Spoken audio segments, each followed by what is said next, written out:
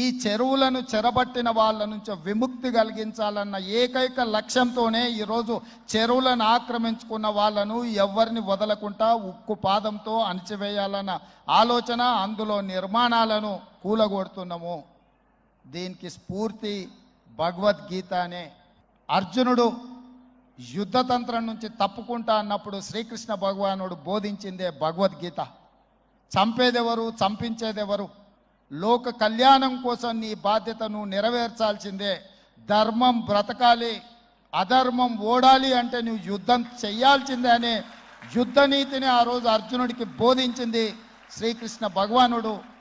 ఇవాళ ఆ శ్రీకృష్ణ భగవానుడి బోధనానుసారమే ఈరోజు ఈ చెరువులను కాపాడే కార్యక్రమాన్ని నేను తీసుకుంటున్నా. నాకు తెలుసు ఈ చెరువులలో నిర్మాణమైన విలాసవంతమైన ఫామ్ హౌజులు ప్రభుత్వాన్ని ప్రభావితం చేయగలిగిన స్థానాలలో ఉన్న చాలామంది వ్యక్తులు ఉన్నారు.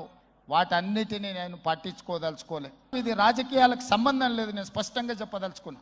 రాజకీయాల కోసమో లేకపోతే రాజకీయ నాయకులను కొంతమందిని దృష్టిలో పెట్టుకొని చేపడుతున్న కార్యక్రమం కాదు ఇది.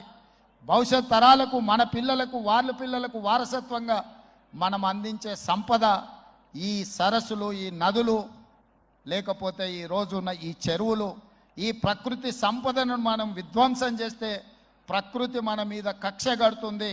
ప్రకృతి మన మీద ప్రకోపిస్తే మనం చెన్నైలో చూసినాం, అదేవిధంగా ఉత్తరాఖండ్లో చూసినాం, నిన్నగాక మొన్న వాయనాడు, మనం కేరళలో చూసినాం. ఈరోజు ఇలాంటివన్నిటిని దృష్టిలో పెట్టుకున్నప్పుడు ఈ హైదరాబాదు నగరాన్ని రక్షించుకోవాల్సిన బాధ్యత మన అందరి మీద ఉన్నది. ఇది ఒక సుందరమైన నగరం. ఈ నగరానికి ఈ చెరువులే ఒక అందం. ఈ చెరువులను కాపాడే బాధ్యత ఈ ప్రభుత్వం తీసుకుంటుంది.